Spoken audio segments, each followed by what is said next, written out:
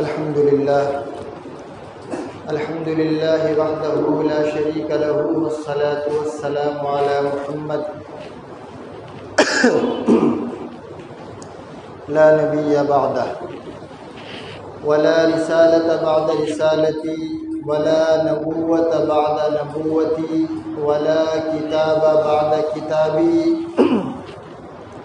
ولا شريعة بعد شريعتي ولا معصوم بعد عصمتي ولا سنة بعد سنتي ولا أمة بعد أمتي أما بعد فقد قال الله تبارك وتعالى في القرآن المجيد والفرقان الحميد فأعوذ بالله من الشيطان الرجيم بسم الله الرحمن الرحيم لقد رضي الله عن المؤمنين إذ يبايعونك تحت الشجرة فعلم ما في قلوبهم فأنزل السكينة عليهم فأثابهم فتحا قريبا صدق الله العظيم وصدق رسوله النبي الكريم ونحن على ذلك لمن الشاهدين والشاكرين والحمد لله رب العالمين.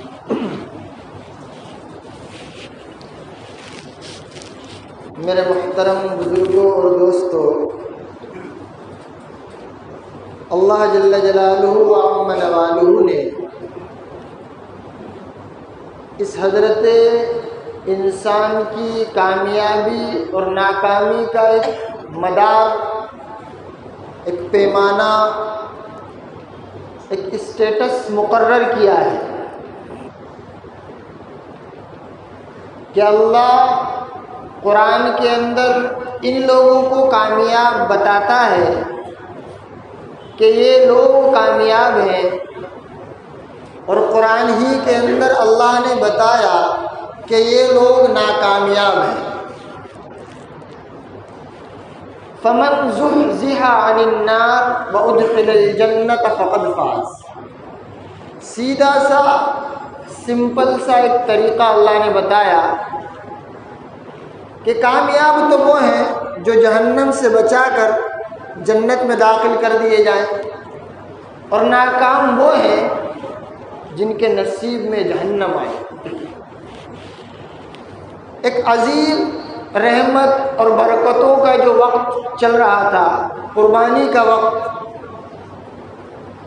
ایام نحر، عید قرباں، ایک طرف تو سیدنا اسماعیل ابن ابراہیم علیہ الصلاۃ والتسلیم کی قربانی ہے، اور آنے والے کچھ دنوں کے بعد آپ صلی اللہ علیہ وسلم کے نواسے حضرت علی رضی اللہ تعالی عنہ کے صاحبزادے حضرت حسین رضی اللہ تعالی عنہ کا دل خراش، دل کو دہلا دینے والا شہادت کا واقعہ ہے۔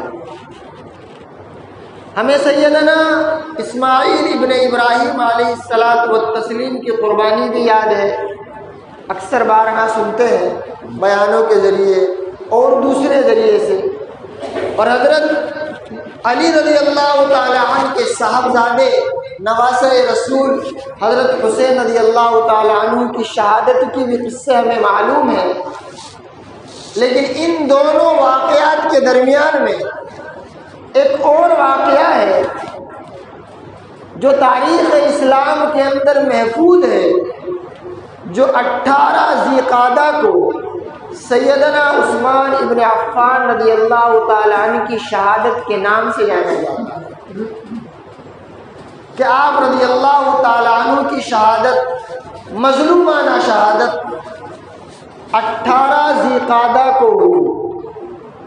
اسی کی نسبت سے میں نے قرآن کریم کی ایک آیت تلاوت کی، اس آیت کا منشا، اس کے نزول کا مقصد انشاءاللہ میں آگے بیان کروں گا۔ حضرت عثمان رضی اللہ تعالی عنہ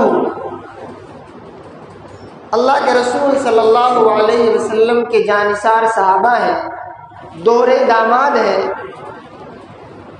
آپ تنے تنہا ایسے صحابی ہیں جن کو آپ صلی اللہ علیہ وسلم نے اپنی 2 بیٹیاں دی، اور آپ وہ صحابی بھی ہیں جنہوں نے ایمان لانے کے بعد، اسلام میں داخل ہونے کے بعد سب سے پہلے حبشے کی ہجرت کی، اس کے بعد آپ صلی اللہ علیہ وسلم کے حکم کے مطابق مدینے کی ہجرت کی۔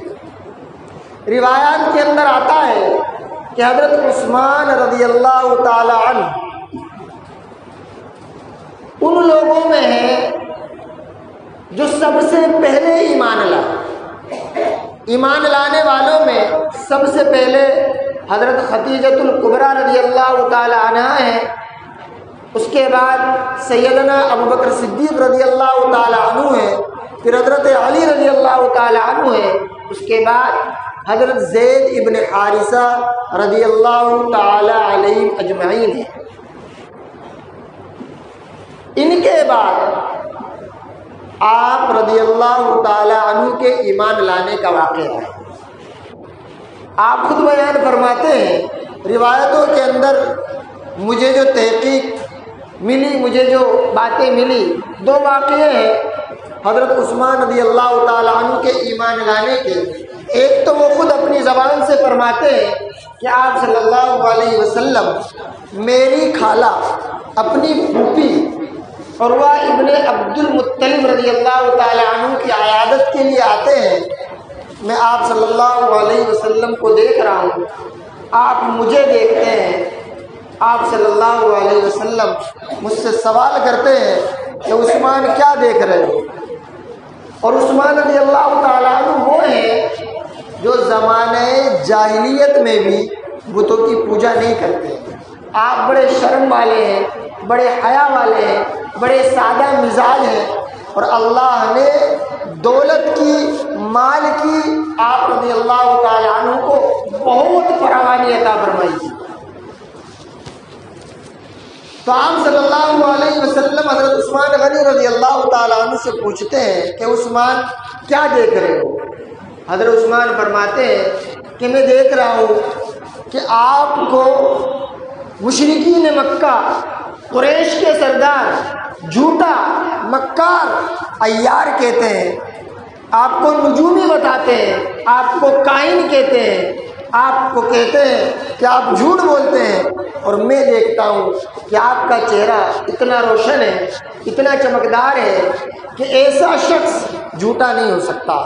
حضرت عثمان رضی اللہ تعالیٰ عنہ کو آپ صلی اللہ علیہ وسلم فرماتے ہیں کہ عثمان میں نہ جھوٹ بولتا ہوں، نہ اپنے ماننے والوں کو جھوٹ بولنے کی تعلیم دیتا ہوں، نہ میں بتوں کی پرستش کرتا ہوں، نہ اپنے ماننے والوں کو اس کی تعلیم دیتا ہوں۔ میں ایک اللہ کی طرف بلاتا ہوں، میں خدا وحدہ لا شریک لہ کی ربوبیت کا لوگوں کو اقرار کرنے کے لیے کہتا ہوں۔ میں لوگوں کو کہتا ہوں کہ وہ کلام پڑھو، سمجھو جو میرے اوپر نازل کیا گیا۔ حضرت عثمان رضی اللہ تعالیٰ عنہ فرماتے ہیں کہ میں نے آپ صلی اللہ علیہ وسلم سے کہا کہ اللہ کے رسول، آپ مجھے وہ کتاب، وہ کلام پڑھ کے سنائیے جو آپ کہتے ہیں کہ آپ پر نازل ہوتا ہے۔ آپ صلی اللہ علیہ وسلم نے حضرت عثمان کو 2 آیتیں پڑھ کے سنائی۔ حضرت عثمان فرماتے ہیں کہ میرے رونگٹے کھڑے ہو گئے اور میرے اندر ایک ایمانی جذبہ پیدا ہوا، اور میری زبان سے نکلا کہ عثمان تو اب تک کلمہ حق سے محروم کیوں ہے؟ میں نے آپ صلی اللہ علیہ وسلم سے کہا کہ اللہ کے رسول، آپ ہاتھ آگے بڑھائیے، عثمان ابن عفان کو بھی کلمہ حق لا الہ الا اللہ پڑھا دیجیے۔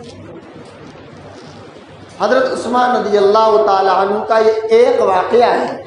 دوسرا واقعہ حضرت ابوبکر صدیق رضی اللہ تعالی عنہ کا ہے کہ آپ رضی اللہ تعالیٰ عنہ جب ایمان لے آتے ہیں، حضرت ابوبکر صدیق وہ حضرت عثمان رضی اللہ تعالیٰ عنہ کے دوست ہیں، خاص دوست، آپ کے پاس جاتے ہیں اور فرماتے ہیں کہ عثمان، میں تیرے سے ایک بات کرنا چاہتا ہوں، ایک بات بتانا چاہتا ہوں۔ میں ایک ایسے کلمے پر ایمان لایا ہوں، میں ایک ایسے شخص پر ایمان لایا ہوں، کیا تم یہ چاہتے ہو جس راستے پر جس کامیابی اور کامرانی والے راستے پر میں چل پڑا ہوں، عثمان بھی چلے۔ حضرت سیدنا عثمان رضی اللہ تعالیٰ عنہ کی دوستی حضرت ابو بکر سے اتنی گہری ہے کہ آپ رضی اللہ تعالیٰ عنہ فرماتے ہیں کہ میں ابو بکر صدیق کی اس بات کو ٹال نہ سکا اور حضرت ابو بکر صدیق کے ہمراہ آپ صلی اللہ علیہ وسلم کی خدمت میں آیا اور کلمہ حق پڑھا۔ یہ دو روایتیں مجھے ملتی ہیں، دونوں روایتوں کے بعد یہ روایت میں حکم ابن عاص جو حضرت عثمان ابن عفان رضی اللہ تعالیٰ عنہ کے چچا ہیں، انہوں نے حضرت عثمان ابن عفان کو درخت سے باندھ کر اتنا مارا اور یہ کہہ کر کے مارا کہ تو نے اپنے باپ دادا کے دین کو چھوڑا ہے، جب تک اس سے توبہ نہیں کر لیتا تجھے اسی طرح باندھ کے مارتے رہے۔ دوسری روایت کے اندر آتا ہے کہ آپ رضی اللہ تعالی عنہ کے والد صاحب نے عثمان ابن عفان یعنی کہ عفان نے حضرت عثمان رضی اللہ تعالی عنہ کو جنجیروں سے باندھ کے مارا اور ایک بند کمرے کے اندر ڈال دیا اور یہ تنبیہ کی کہ جب تک تو یہ نیا دین جو تو نے کلمہ پڑھا ہے تو اس کو نہیں چھوڑ دیتا تب تک تجھے آزادی نہیں ملے۔ آپ رضی اللہ تعالی عنہ کو مرنا گوارا تھا لیکن دین حق چھوڑنا گوارا نہیں تھا۔ آپ رضی اللہ تعالی عنہ کے گھر والے جب تنگ آ گئے کہ جان دے دے گا لیکن ایمان سے دستبردار نہیں ہوگا تو حضرت عثمان کو انہوں نے قید سے آزاد کر دیا۔ آپ رضی اللہ تعالی عنہ نے آپ صلی اللہ علیہ وسلم کی ایما پر سب سے پہلے حبشہ کی ہجرت کی اور آپ صلی اللہ علیہ وسلم کی جو بڑی صاحبزادی ہیں حضرت رقیہ رضی اللہ تعالی عنہ آپ صلی اللہ علیہ وسلم کے نکاح میں ہیں، آپ نے ان کے ساتھ حبشے کی ہجرت کی۔ تو جب لوگ دھیرے دھیرے ایمان کے اندر داخل ہوتے گئے تو حبشے کے اندر لوگوں نے یہ افواہ پھیلا دی کہ اب مکہ کے اندر مسلمانوں کو پریشان نہیں کیا جاتا، امن و امان سے ہیں مسلمان۔ حضرت عثمان تک بھی یہ بات پہنچی، حالانکہ یہ خبر جھوٹی تھی۔ حضرت عثمان رضی اللہ تعالی عنہ اپنے ساز و سامان کے ساتھ مکہ تشریف لے آئے، اس کے بعد پھر وہیں رہے، وہاں سے ہجرت نہیں کی۔ ان کو بھی بہت ستایا گیا، تکالیف دی گئی۔ پھر ہجرت کا وقت آیا، آپ صلی اللہ علیہ وسلم نے حضرت ابوبکر صدیق رضی اللہ تعالی عنہ کے ساتھ ہجرت کی۔ اس کے بعد پیچھے صحابہ آتے گئے۔ حضرت عثمان رضی اللہ تعالی عنہ نے بھی اپنی بیوی آپ صلی اللہ علیہ وسلم کی بڑی صاحبزادی حضرت رقیہ رضی اللہ تعالی عنہ کے ساتھ مدینے کی ہجرت کی۔ اس لیے آپ رضی اللہ تعالی عنہ کو ذوالہجرتین بھی کہا جاتا ہے کہ آپ نے دو ہجرتیں کی، حبشہ کی ہجرت کی اور مدینے کی ہجرت کی۔ آپ صلی اللہ علیہ وسلم نے مدینے میں پہنچنے کے بعد جب مسجد کے قیام کا ارادہ فرمایا، مسجد کی تعمیر کرنے کا ارادہ فرمایا تو جگہ کا مسئلہ پیش آیا تو آپ رضی اللہ تعالی عنہ نے سب سے پہلے مسجد نبوی کی جگہ کو خرید کے آپ صلی اللہ علیہ وسلم کو دیا اور آپ صلی اللہ علیہ وسلم نے کچی مسجد بنائی۔ اس طرح پکی مسجد نہیں ہوتی تھی، کچی مسجدیں، کھجور کے جو پیلر لگائے جاتے تھے اور کھجور کا ٹاٹ اوپر ہوا کرتا تھا اور دیواروں پر کھجور کے چاروں طرف پتے لگانے کے بعد مٹی سے لیپ دی جاتی تھی۔ اور صحابہ فرماتے کہ جب ہم مسجد نبوی کے اندر ہم سجدہ کیا کرتے تھے تو ہمارے سجدے کی جگہ پر کنکڑیاں اگر چبھتی تھی تو ہم ہاتھ سے سائڈ کیا کرتے تھے۔ اس وقت مسجدیں کچی تھی اور نمازی پکے تھے، اور آج مسجدیں پکی اور نمازی کچے۔ میرے محترم بزرگوں اور دوستوں، آج بھی اگر ہم کامیابی اور کامرانی چاہتے ہیں تو ہمیں مسجد پکی کی ضرورت نہیں ہے، نمازی پکے ہوں یہ ضرورت ہے۔ آپ رضی اللہ تعالی عنہ جب مکے سے مدینہ ہجرت کر کے آئے تو آپ کے جو ساتھی اللہ کے رسول نے 2 کی جوڑیاں بنایا کرتے تھے، ایک مہاجر صحابی ایک انصاری صحابی۔ تو حضرت اوس ابن ثابت آپ رضی اللہ تعالیٰ عنہ کے ساتھی بنے، اور آپ رضی اللہ تعالیٰ عنہ کے جو کارنامے ہیں اسلام کے اندر، اور آپ صلی اللہ علیہ وسلم کو جو حضرت عثمان سے محبت ہے شاید ہی کسی صحابی کو ملی ہو، اور جو الفاظ زبان کے ذریعے اور عمل کے ذریعے آپ صلی اللہ علیہ وسلم نے سیدنا عثمان رضی اللہ تعالیٰ عنہ کے لیے ظاہر کیے، وہ شاید ہی کسی صحابی کے لیے آپ صلی اللہ علیہ وسلم نے کہے ہوں۔ ایک مرتبہ کا واقعہ ہے، سیدنا عائشہ رضی اللہ تعالیٰ عنہ فرماتی ہیں کہ آپ صلی اللہ علیہ وسلم ایک مجلس میں بیٹھے ہوئے ہیں، صحابہ موجود ہیں، میرے بعد ابوبکر صدیق موجود ہیں، حضرت عمر آئے بیٹھ گئے، سعد بن ابی وقاص آئے بیٹھ گئے، طلحہ بن زبیر آئے بیٹھ گئے۔ آپ صلی اللہ علیہ وسلم کا جو تہبند ہے وہ تھوڑا زانوں سے ہٹا ہوا ہے۔ آپ صلی اللہ علیہ وسلم صحابہ آ رہے جو کہ تو بیٹھ جاتے۔ آپ مقام دیکھیے سیدنا عثمان رضی اللہ تعالیٰ عنہ کا۔ عائشہ فرماتی ہیں کہ جب لوگوں نے خبر دی کہ سیدنا عثمان تشریف لا رہے ہیں، آپ صلی اللہ علیہ وسلم اٹھ کے بیٹھ جاتے ہیں، اور جو زانو کا حصہ کھلا ہوا ہے آپ اس کو بھی اچھے سے ڈھک لیتے ہیں۔ حضرت عثمان تشریف لاتے ہیں، عائشہ فرماتی ہیں کہ میں نے پوچھا اللہ کے رسول میرے باپ موجود ہیں، سیدنا عمر موجود ہیں، سعد بن ابی وقاص تشریف لا رہے ہیں، طلحہ بن زبیر آتے ہیں، آپ کچھ نہیں کرتے، آپ جو کہ تو بیٹھے رہتے ہیں۔ عثمان آتے ہیں تو آپ سمٹ جاتے ہیں، اور جو آپ کے بدن کا تھوڑا سا حصہ کھلا ہوا ہے آپ اس کو بھی اچھے سے ڈھک لیتے ہیں۔ آپ صلی اللہ علیہ وسلم فرماتے ہیں کہ عائشہ عثمان تو وہ ہے کہ جس عثمان سے اللہ کے فرشتے بھی حیا کرتے ہیں، تو محمد ابن عبداللہ حیا کیوں نہ کرے؟ آپ کے اسلام کے اندر بڑے کارنامے، آج یہ مساجد کے اندر جو آپ قرآن ایک جلد کے اندر دیکھ رہے ہیں، یہ سیدنا عثمان ابن عفان رضی اللہ تعالیٰ عنہ کا کارنامہ ہے۔ آپ کو جامع القرآن بھی کہا جاتا ہے کہ آپ کا یہ کارنامہ ہے کہ آپ نے حضرت زید بن ثابت رضی اللہ تعالیٰ عنہ کو بلایا اور ایک مکمل ٹیم بنائی کہ آپ جائیے صحابی کے پاس، ان صحابی کے پاس جو کاتبین وحی ہیں، جو آپ صلی اللہ علیہ وسلم کے زمانے میں وحی کو لکھا کرتے تھے، ان کے پاس جائیے، آیتوں کو لائیے، جمع کیجئے، قرآن کو جمع کیجئے۔ عراق کی زبان الگ تھی، شام کی زبان الگ تھی، مدینے کی زبان الگ تھی، مکہ کی زبان الگ تھی۔ آپ رضی اللہ تعالی عنہ نے تمام زبانوں کے نسخوں کو جلا کر کے ایک قریش کی لغت پر قرآن کو قائم رکھا، اور جگہ جگہ بادشاہوں کے پاس ان نسخوں کو بھجوایا۔ آج جو ہم قرآن پڑھتے ہیں وہ سیدنا عثمان رضی اللہ تعالی عنہ کا جمع کیا ہوا قریش کی لغت پر لکھا ہوا قرآن، یہ حضرت عثمان کا کارنامہ۔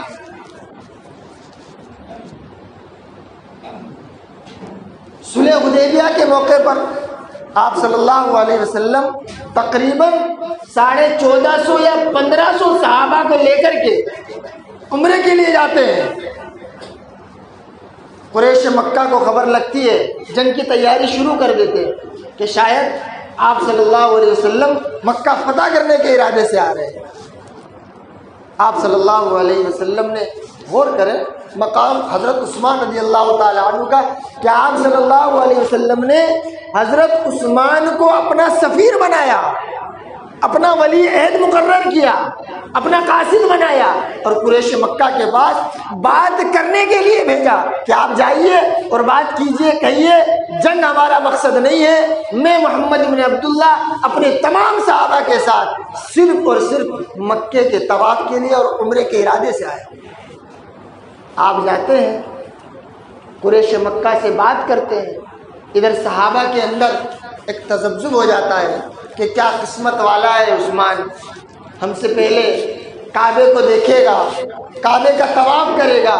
سوچیے ایک نبی کی سوچ کہ آپ صلی اللہ علیہ وسلم کو کتنا کانفیڈنس ہے حضرت عثمان پر کہ بھیجا حضرت عثمان کو۔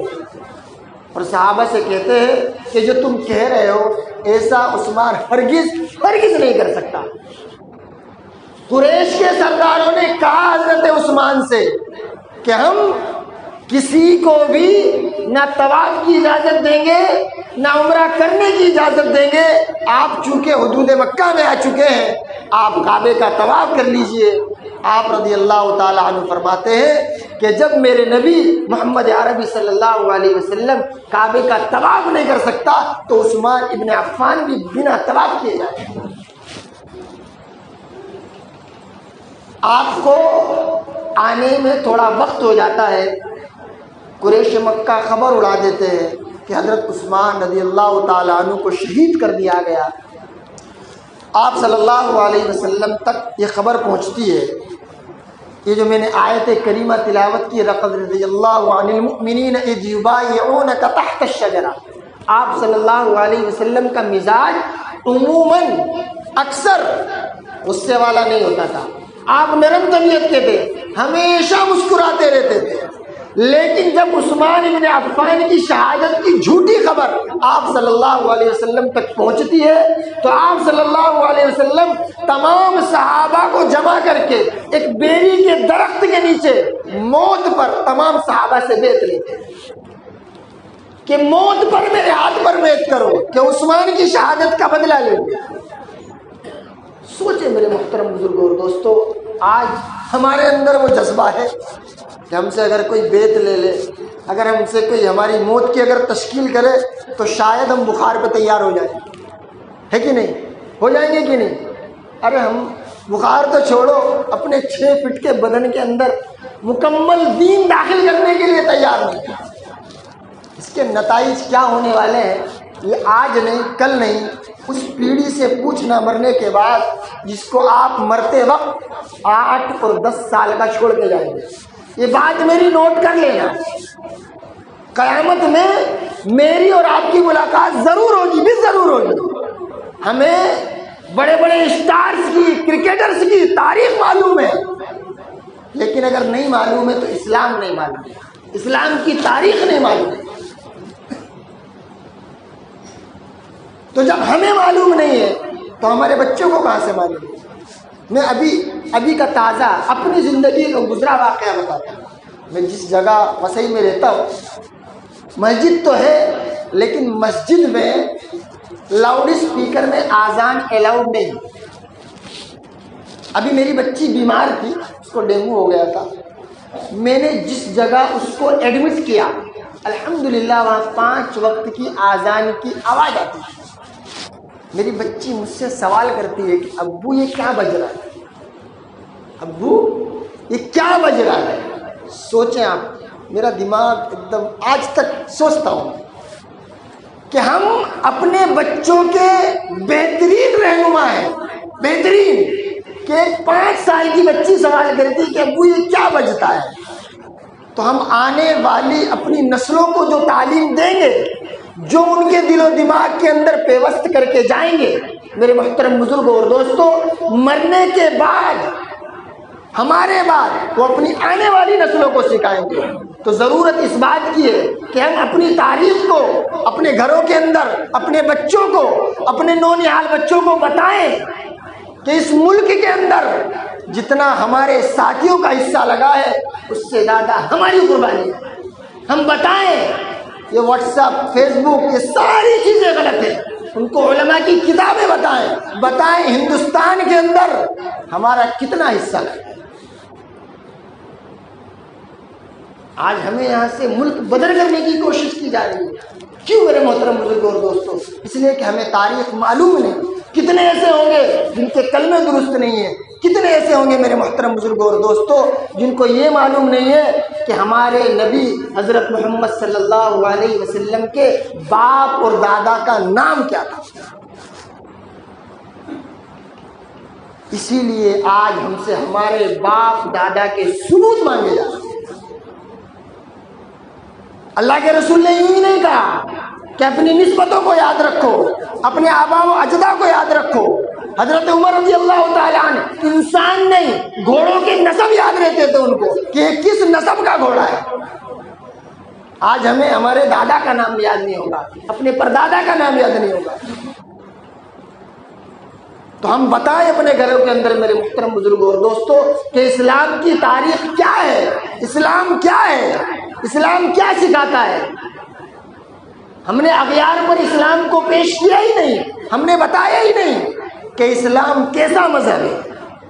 ہم بتاتے تو میرے محترم بزرگوں اور دوستوں آج یہ حالات ہمارے سامنے جو ہیں، جو ہمارے ملک کے بھائی ہمیں اس ملک سے بدر کرنے کی کوشش کر رہے ہیں، یہ حالات کبھی نہیں آتے میرے محترم بزرگوں اور دوستوں۔ اور ابھی بھی وقت ہے، شام نہیں ہوئی ہے، ہم بتائیں، ہم خود پڑھیں، اپنے بچوں کو بتائیں میرے محترم بزرگوں اور دوستوں کہ اسلام کیا ہے، اسلام کیا چاہتا ہے۔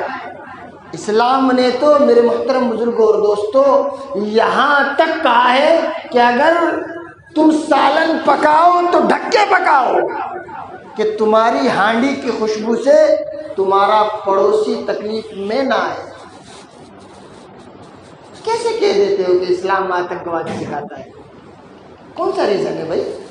اسلام نے تو یہ کہا ہے کہ اگر تمہارے پڑوس میں کوئی یتیم بچہ رہتا ہے تو تم اس بچے کے سامنے اپنے بچے کے سر پہ ہاتھ مت پھراؤ۔